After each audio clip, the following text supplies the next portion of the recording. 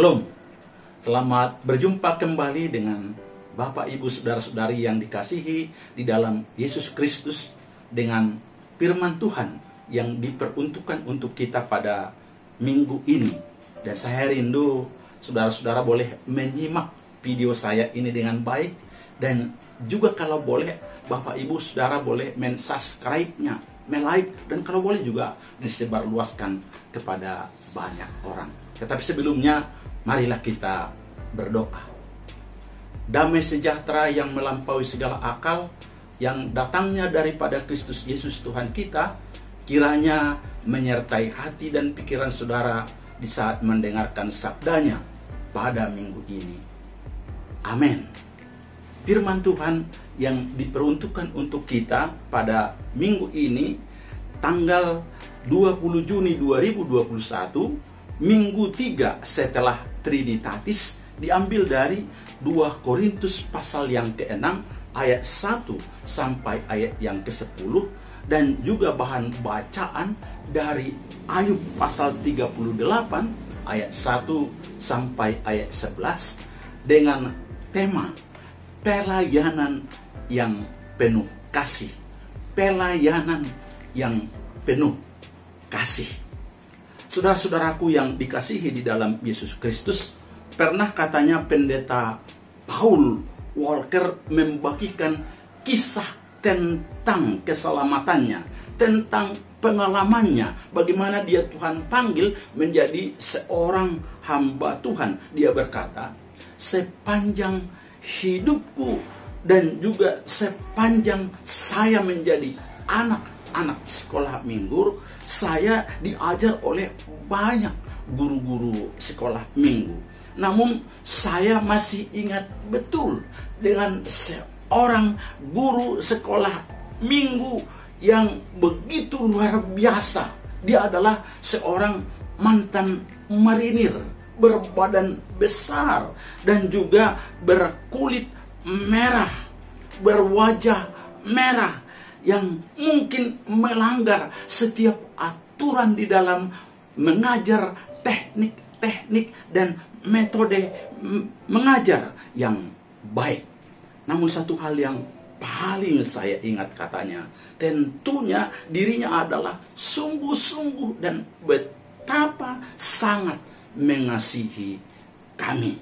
Pada akhir dari setiap sesi sekolah minggu, ia akan berkata kepada kami, anak-anak, marilah kita berlutut dan bercakap-cakap dengan Tuhan. Dengan tangannya yang begitu besar, dia akan merangkul kami ke-9 anak laki-laki, dan kami akan membentuk lingkaran, dan kemudian dia mulai berdoa untuk setiap kami anak-anak sekolah minggunya. Dan saudara tahu, dari ke-9 orang tersebut, 7 diantaranya menjadi pelayan-pelayan, menjadi hamba-hamba Tuhan yang hebat, dan termasuk saya diantaranya katanya.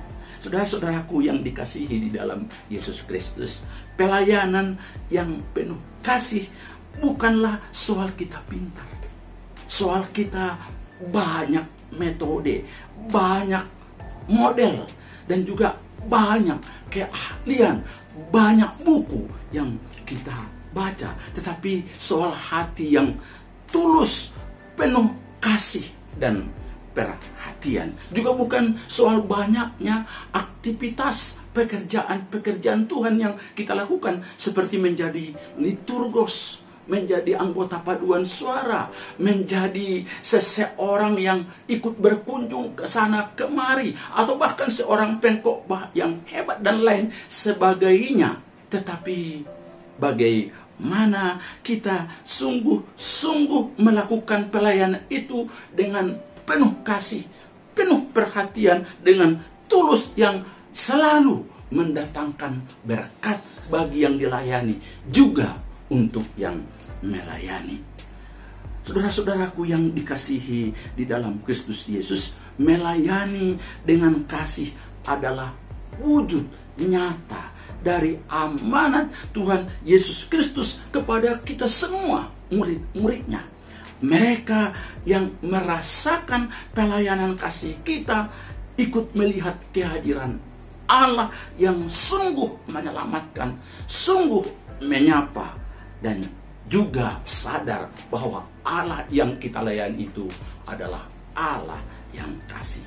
Dengan tema pelayanan yang penuh kasih, minggu ini kita diajak untuk hidup tidak hanya bagi diri kita sendiri, sebab hidup orang percaya adalah hidup yang senantiasa membagi dirinya dengan orang lain, penuh kasih dan kemurahan, karena sebagai orang yang sudah mengalami kelimpahan kasih Tuhan dan kemurahan Tuhan, pasti juga rindu membagi dan menjadi berkat bagi banyak orang.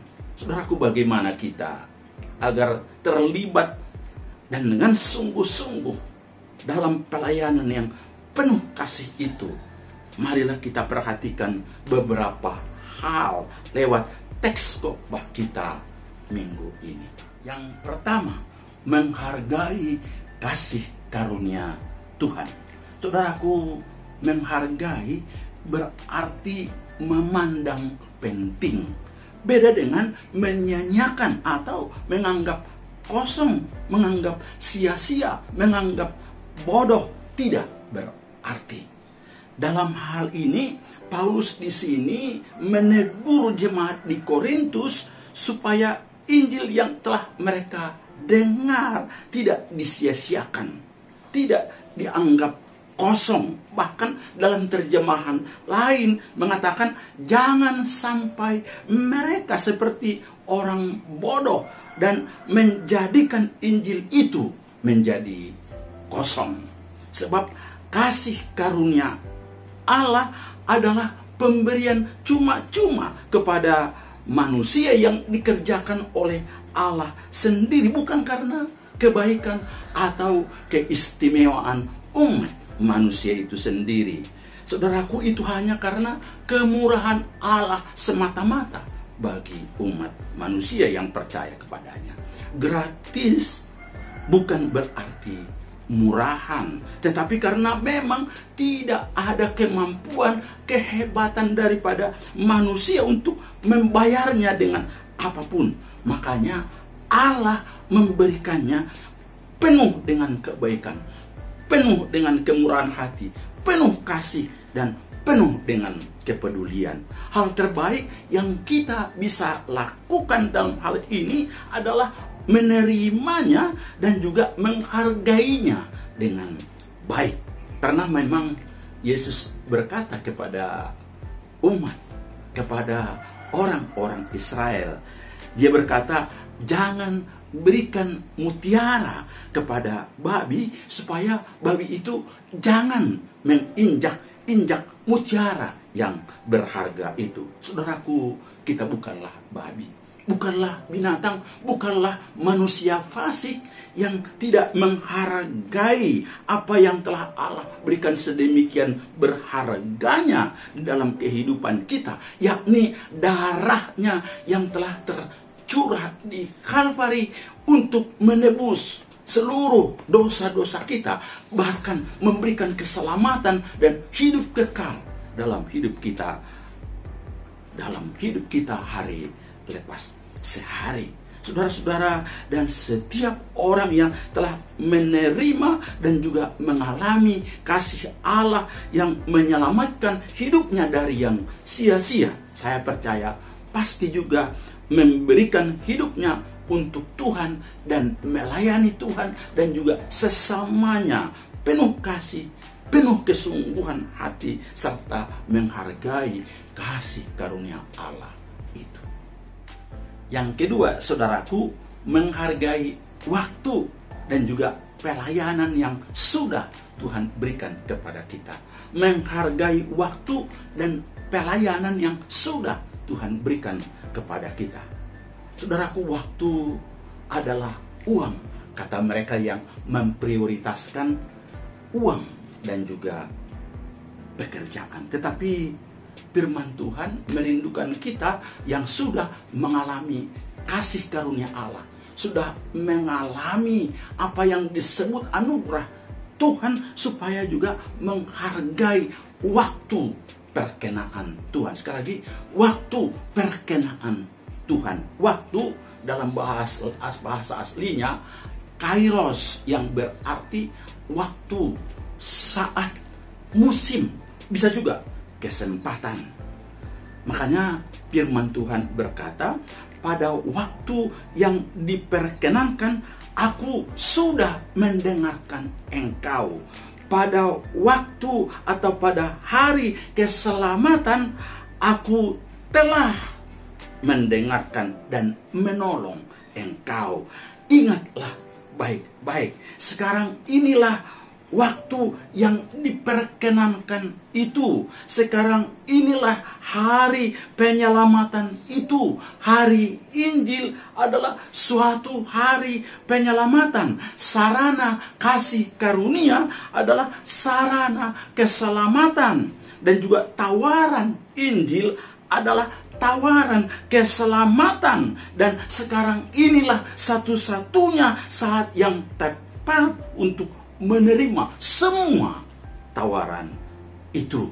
Untuk itu saudaraku, hari ini hari yang sungguh-sungguh hari yang baik untuk menerima keselamatan itu. Hari ini hari yang masih disebut hari ini. Rebut, ambil, terima. Hari esok kita tidak tahu apa yang terjadi. Dan itu bukan urusan kita. Harus juga kita ingat bahwa musim kasih karunia yang ada sekarang ini waktunya singkat, dan kapan berakhirnya kita tidak tahu. Dan kitalah yang bisa memanfaatkan dengan baik segala kesempatan, segala masih ada waktu perkenaan Tuhan itu. Begitu juga kita harus menyadari bahwa waktu kita, saudaraku, terbatas. Kesehatan kita terbatas, jabatan kita juga terbatas, anugerah hidup kita juga terbatas adanya. Untuk itu jangan pernah sia-siakan hidup yang hanya untuk memanjakan diri kita sendiri dengan hal-hal yang sungguh hanya menyenangkan hati, pikiran, dan juga perasaan kita saja. Mari kita ambil hati kita dan juga sungguh-sungguh mengambil kesempatan jika masih ada untuk Tuhan dan menghargai anugerah yang sudah kita terima. Jika waktu kita sudah habis, saudaraku, harus kita ingat bahwa tidak ada lagi kesempatan untuk dapat kita menyatakan berbuah untuk buah-buah keselamatan, buah-buah menjadi berkat bagi banyak orang, sehingga kita tidak bisa lagi berdampak baik, bahkan menjadi berkat bagi banyak orang. Untuk itu sekali lagi, gunakanlah kesempatan yang begitu berharga yang sudah Tuhan berikan ini lewat waktu yang sangat luar biasa ini untuk menjadi berkat dan juga berbuah banyak bagi banyak orang. Ketiga, memiliki integritas dalam melayani dengan penuh kasih. Sekali lagi, memiliki integritas dalam melayani penuh dengan kasih. Saudaraku, harus kita akui bahwa di gereja-gereja, di yayasan, di STT, dan juga di berbagai bidang ada banyak orang yang mau terlibat dalam pelayanan, namun belum tentu memiliki motivasi kesungguhan dan juga memiliki integritas yang tinggi untuk melayani Tuhan, yang membuat orang yang dilayani bahkan di luar yang tidak mengenal Tuhan menjadi tawar hati dan juga tersandung. Tapi kita, saudaraku, hamba-hamba Tuhan, para pelayan, para pendeta, dan semua penatua yang terlibat, diakon yang terlibat dalam pelayanan Tuhan, yang sudah mengalami kasih karunia Allah dengan baik, sadar bahwa waktu kita dan juga kesempatan kita dan talenta dan segala fasilitas kita batas tentu akan melayani Tuhan dengan penuh kesungguhan, dan juga melayani Tuhan juga penuh dengan integritas yang tinggi, agar banyak orang yang percaya dan sungguh-sungguh memuliakan Tuhan. Tentu seperti Paulus, karakter kita dapat teruji dengan baik lewat pengorbanan dan juga harga yang harus kita bayar. Sebab biasanya saudaraku, pelayanan apapun dan dalam bidang apapun memang tidak berjalan mulus, tidak berjalan dengan semestinya baik-baik saja. Banyak tantangannya, banyak penderitaannya dan kesulitan yang menghadang, seperti dihukum cambuk, didera, dipenjarakan, diumpat, dipitnah, tidak dihormati, dianggap penipu, tidak dipercaya, dihina, dan juga bahkan bisa juga kehilangan nyawa. Bisa juga saudaraku, atau di lain pihak memang ada juga yang memuji kita dan juga menghargai, bahkan menghormati kita, memberikan lebih daripada apa yang dapat kita pikirkan, dan lain banyak segalanya hal-hal yang positif dalam pelayanan. Menghadapi itu semua, Paulus mempunyai senjata-senjata yang ampuh, dan juga tentunya menjadi senjata-senjata kita di dalam pelayanan. Apa itu? Bersabar dan juga bersukacita, berdoa, bersyukur, jangan lupa berpuasa, dan juga tetap melayani, memperkaya orang banyak. Namun seperti penegasan Paulus di sini, semua itu harus dilakukan penuh dengan kesungguhan hati, dengan kasih yang tulus, dan juga dengan pertolongan kuasa Roh Kudus. Jangan pernah, katanya di sini, undur, bahkan berputus asa dan kecewa. Saudaraku, untuk itu setiap kondisi, baik itu sulit dan mudah, dihina atau dipuji, ditolak atau diterima, saat-saat itu terjadi sebagai hamba-hamba Tuhan, harus tetap melayani dengan sungguh dan penuh kasih. Sebab kumpulan paradoks yang terjadi itu, sebagaimana Paulus tunjukkan di sini, dalam kehidupan dan pelayanan yang dihadapi oleh Paulus, Allah rupa-rupanya sanggup bahkan lebih memberikan kasih karunia-Nya untuk memelihara kita, memampukan kita untuk melayani penuh kasih, penuh dengan integritas yang tinggi, supaya banyak orang percaya dan sungguh memuliakan Tuhan kita. Saudara-saudaraku, di dalam Yesus Kristus Tuhan kita, penyelamatan, pengampunan umat manusia, penyelamatan kita, dan juga pelayanan telah Tuhan berikan kepada kita melalui kasih karunia-Nya di dalam kehidupan kita yang begitu sangat-sangat berharga. Tidak bisa kita membalasnya, dan tidak bisa kita balas dengan kekuatan dan juga kemampuan kita sendiri. Untuk itu, saya rindu supaya kita jangan pernah menyia-nyiakan pemberian yang begitu berharga itu. Layanilah Tuhan penuh kasih, penuh kesungguhan hati, sebagai ungkapan syukur kita kepadanya. Ingat, waktu kita terbatas, saudaraku, umur, pekerjaan, dan juga uang, jabatan, dan segala fasilitas kita terbatas adanya. Benar, saudaraku, saat kita menjalankan pelayanan yang penuh integritas, penuh kasih itu, ya, dalam pelayanan penyebaran Injil, dalam pelayanan yang penuh kasih itu, dan dalam berbagai pelayanan yang akan kita lakukan, bukanlah hal yang mudah untuk disampaikan dan dijalankan, karena pasti ada banyak tantangan, penderitaan yang datang mendera kita.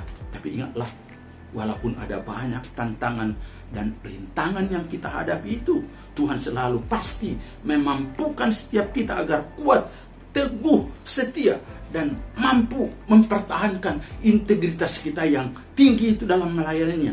Itu bersabarlah. Jangan lupa berpuasa. Jangan lupa bersyukur. Jangan lupa berdoa. Dan juga jangan lupa bersukacita penuh dengan kemurahan Tuhan dan mengandalkan kuasa Roh Kudus-Nya.